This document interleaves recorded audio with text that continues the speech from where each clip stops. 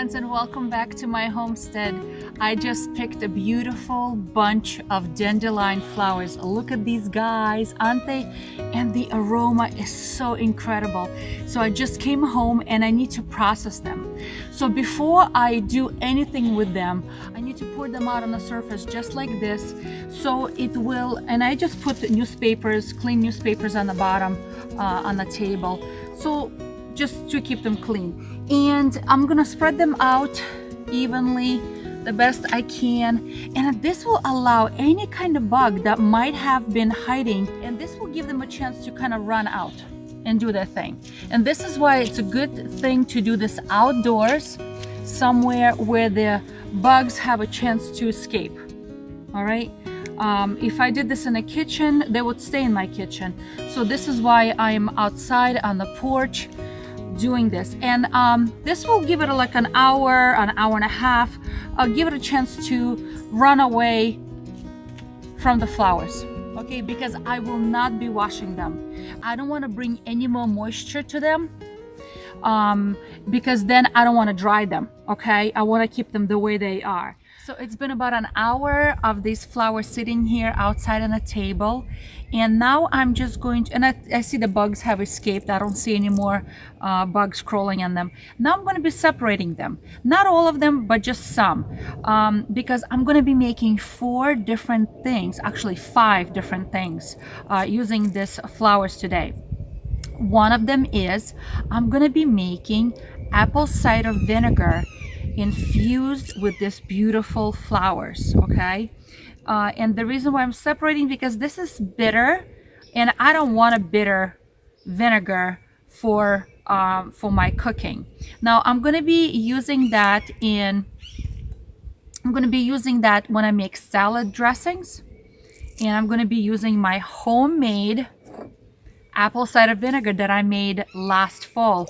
Remember that, guys? I made it with organic apples. So this is the apple cider vinegar, and all I need to do is I need this beautiful petals that I'm separating right now, and I'm going to take a container, a glass container with a plastic cover.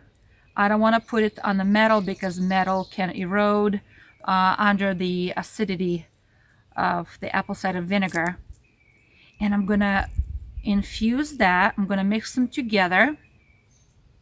And I'm going to let it sit in a dark place in my kitchen cupboard for about 2 to 4 weeks or so, and let them just infuse, okay? So I have my petals. All right. All right. It's going to be wonderful to be used when I'm doing some cooking. So I have a glass container, but I don't have a plastic cover. So I'll show you what I'm going to do. All right, so let me just pour this inside. Push all these beautiful petals inside, okay?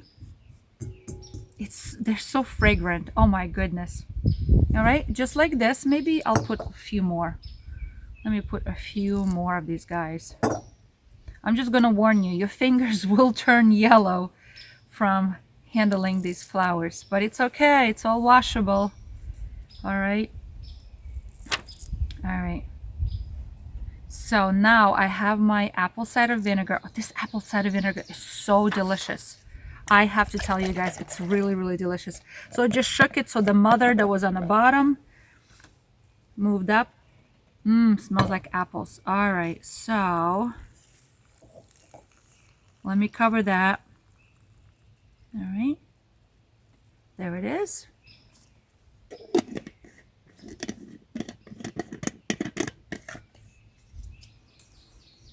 Now, because I don't have a plastic cover for this, all I'm gonna do is I'm just gonna take, just a little piece of plastic, put it right over, and then I will attach my metal cover. All right, that's it. Shake it all together and let this bad boy infuse. But I also need to make sure that I put a label on it.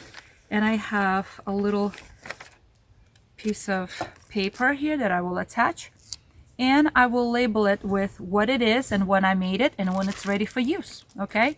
So One thing is infusing. It's going to be delicious to be put over salads. Okay, next thing I'm going to be making is a salve for salve. So I need to infuse oil. Okay, so what I need to do now is, all I'm going to take is, I don't need to remove any kind of, because it's not for ingesting, so it doesn't matter. I'm going to be putting my flower petals into a small glass container. Make sure it's clean and dry. All right. I'm going to put them all in here just like this. I'm not making a very big amount because I don't need a very big amount. So I like to recycle my glass containers. This was from an herb, turmeric herb I used. Okay. Some people like to use the baby food little jars. Those are perfect as well. Let me tell you, on the homestead, we learned to be frugal. All right, so I filled this up, and I'm going to cover that with extra virgin olive oil. If you have any avocado oil, cold pressed, also a wonderful thing to use. But I'm going to be using this, just a cold pressed extra virgin olive oil. Okay, so I'm going to fill this up to the top. Okay, and I'm going to let this sit in a dark place for next 4 to 6 weeks, and I'm going to mix it once in a while, make sure everything's okay, because I don't want anything exposed. So I have a little, where did I put it? I had a little wooden skewer here, because I'm just going to mix it and make sure that all the air bubbles are gone, because they're air bubbles. I don't know if you can see that, guys. And I make sure that they all disappear. All right. And I'm going to make sure that the plant material is completely covered with oil, because I don't want it to go bad on me. Okay. And it's going to sit here and infuse. And after it's infused, I'm going to strain it. And I'm going to use this oil to make a salve, which a separate video, how I make salves or hand lotions. Okay. And I use coconut oil. I use some essential oils. And I use the wax from my beehive to make these salves. So what are these salve good for? Well, it's perfect to be used in the winter time when you have those dry, chopped, rough hands, right? Also, it's good to be used on eczema or any kind of sore hands, sore joints. So it's really, really good for your hands or for your extremities. All right, I'm just going to add a little bit more oil, because when I pushed all the air bubbles, the oil settled on the bottom, and I want to make sure that there's no air left in this jar. So all the way to the top, I'm going to put a cover on. Oh my goodness, look how beautiful this little jar is, huh? Isn't that nice? And again, I need to put a label on it, because the label has to say what's contained in it, okay? What's in it, when I made it, and when it's good to be used, okay? So again, 4 to 6 weeks, probably 6 weeks total. All right, nice and tight, no air gets in. All right, that's the second thing that I made. All right, now, the third thing I'm going to be making is a tincture. And tincture, I'm going to be using fresh plant material. I'm not going to separate them, just going to use them just like this, okay? And the concentration should be 2 to 1. 2 parts of flowers or plant material, all right? And 1 part of vodka. So what I'm going to do is, I'm just going to, oh, a little piece of leaf. I'm just going to fill up my container, and I'm going to cover everything with vodka. So what kind of alcohol should be used? I'm going to be using vodka, but you can also use rum. But I find that vodka is better. Anywhere from 80 to 100 proof. So when it's 100 proof, means that they're 50% of alcohol and 50% of water. When it's 80 proof, that means it's 40% of alcohol and 40% of alcohol and water. All right, I don't use any other kind. This is what I use. And again, I'm going to put this in a dark place, somewhere in my kitchen cupboard, away from the sunlight. And I'm going to be stirring that I'm going to be stirring that once a day. Once a day. Again, I'm using a little skewer. Let me just push this aside. I'm using a little skewer just to push all those air bubbles down. Make sure there's no air bubbles left, because I want to make sure that all the plant material is covered to the top, because I don't want any oxidation happening of the flowers. All right. And it's going to sit in the cupboard 6 to 8 weeks, probably a whole 8 weeks. But even if you forget it and let it sit longer, it's okay. It's not going to go bad. Tinctures last forever. And let me add a little bit more alcohol to top it off. All right. And I'm going to put a cover on. All right. So I'm going to be mixing this once a day, every day for at least a week. After that, once or twice a week, when I remember, just mix it up and down. Just make sure everything is covered nicely. Again, I need to put a label on it, because believe you me, this is going to start changing color, and pretty soon I'm not going to know what it is. So don't let your mind fail you. Again, I'm going to take a little label. I'm just hiding everything here under the newspapers because it's a little windy today, and I don't want things to fly away. Again, I'm going to put a label on it, and I'm going to mark it what it is, what I use for material, what kind of alcohol I used, when it's made, and when it's good to be used. Okay. Now, what are the tinctures used for? Remember, tincture is a very strong medicine that one dose of tincture would be equivalent to a 1 cup of infusion if you made a tea infusion. Okay. And these tinctures can be used as a liver detox, as a digestion stimulator.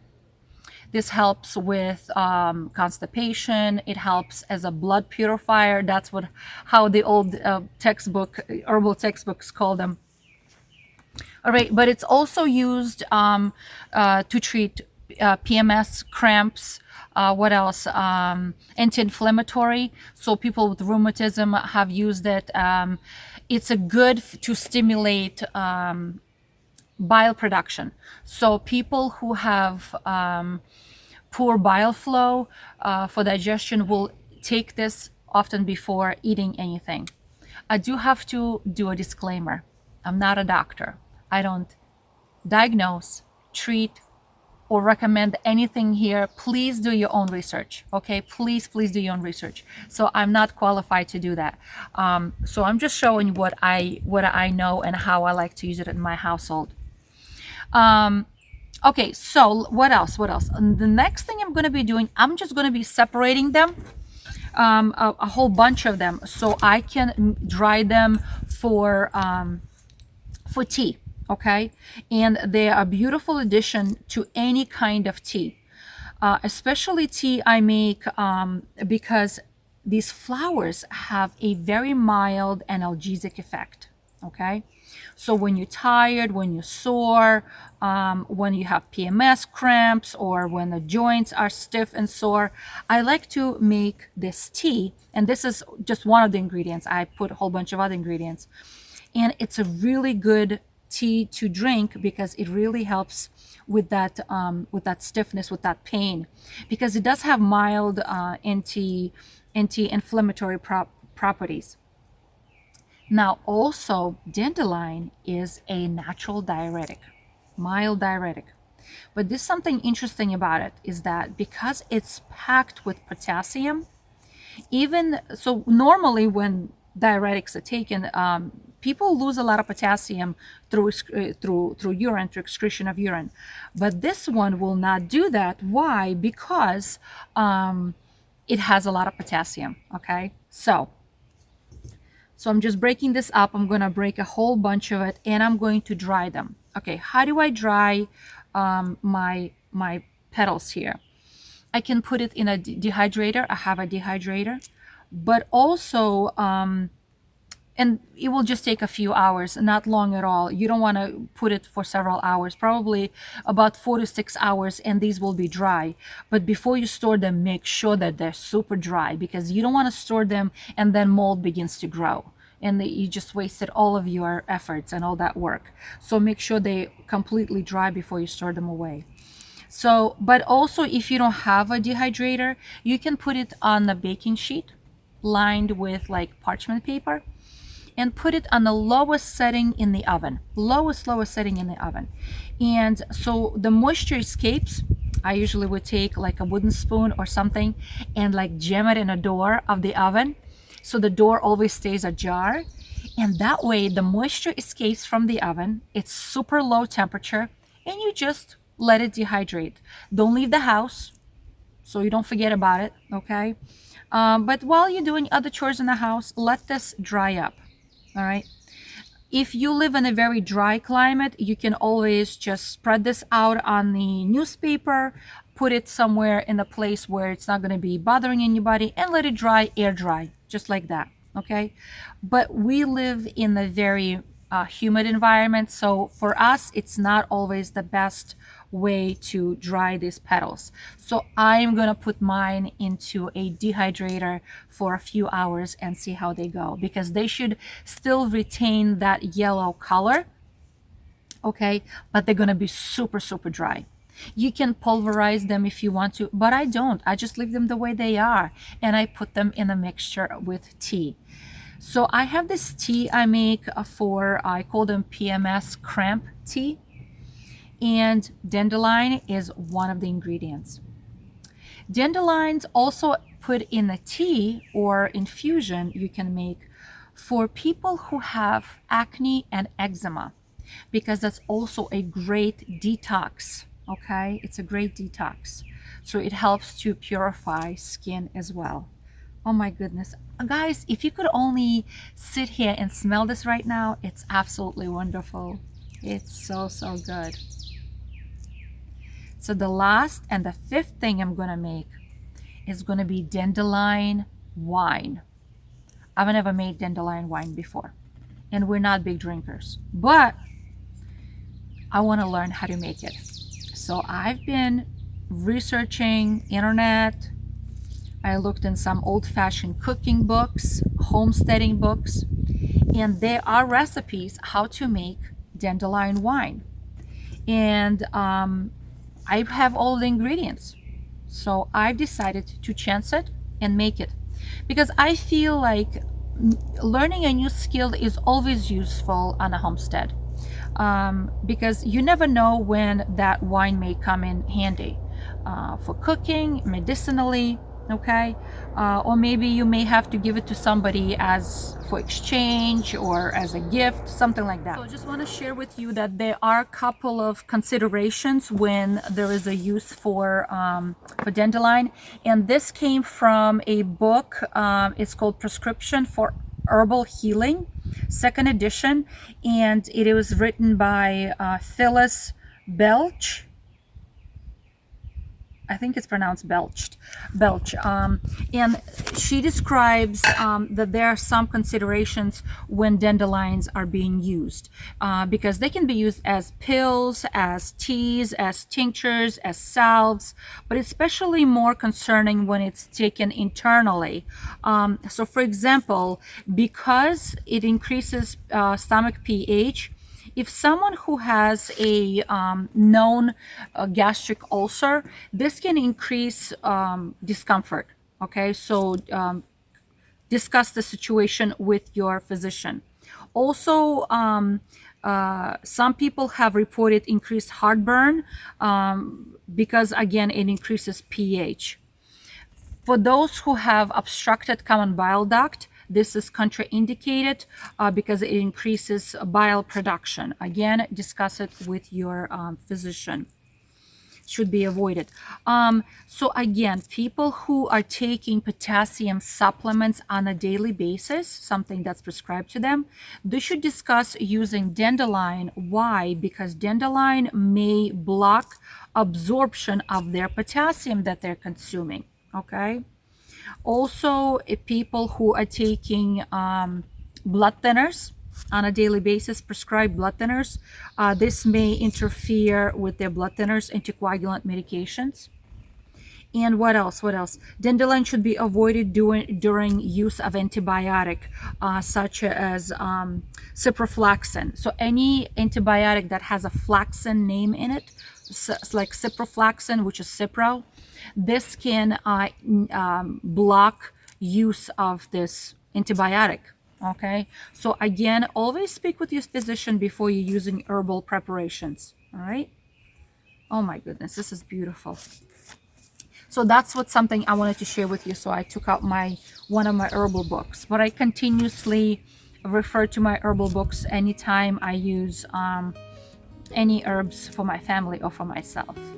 For the dandelion wine, I have chosen to remove these little green parts because I know they're a little bitter, and I really want my wine to have that pale white, clear yellowish color, almost like white wine. So I have decided to remove them. I know there are some recipes that don't say to remove them at all, but I'm gonna remove them. So it is very time consuming, but you know what? Have this as like a, family thing where you can have your kids sit around the table and you do this activity together.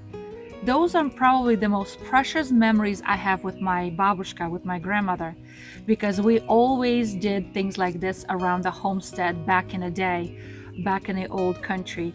We would just sit in the backyard and she would share stories. Very often she repeated the same stories over and over again, so my siblings know this, but it was still so wonderful just to listen to her telling stories. And I hope to pass on these stories to my kids. And with everybody so attached to their electronics these days, it's very difficult to pull the kids away from the electronics. So this is going to be a great way to have them sit here with you outdoors on a fresh air, such as today. The birds are chirping, and I'm just sitting here pulling my petals apart.